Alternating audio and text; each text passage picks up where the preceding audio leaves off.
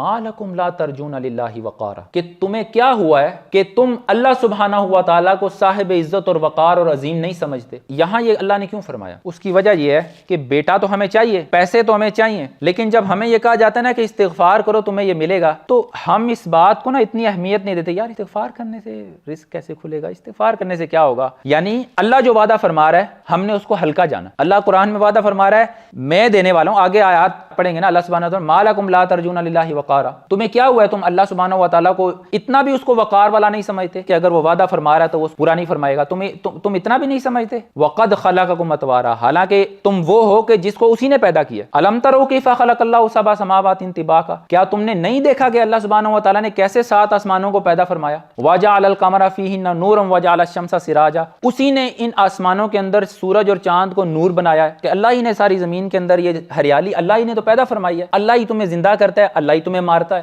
اب جب یہ ساری چیزیں اللہ ہی کرتا ہے اور وہ فرما رہا ہے، جو خود یہ سب کچھ کرتا ہے وہ فرما رہا ہے، جو خود رزق دیتا ہے وہ فرما رہا ہے بس یہ کرو میں دوں گا، تم استغفار کرو، تمہیں بیٹے چاہیے میں بیٹے دوں گا، تمہیں پیسے چاہیے مال چاہیے تمہیں مال دوں گا، ٹھیک ہے۔ تو اس لیے یہ وہ وظیفہ ہے جن کو یہ شکایت ہے کہ ہمارا رزق تنگ ہے، تو ان کے لیے یہ قرآن کا وظیفہ ہے جو اللہ نے خود عطا فرمایا کہ استغفار کرو، اللہ سبحانہ و تعالیٰ مال بھی دے گا بیٹے بھی دے گا۔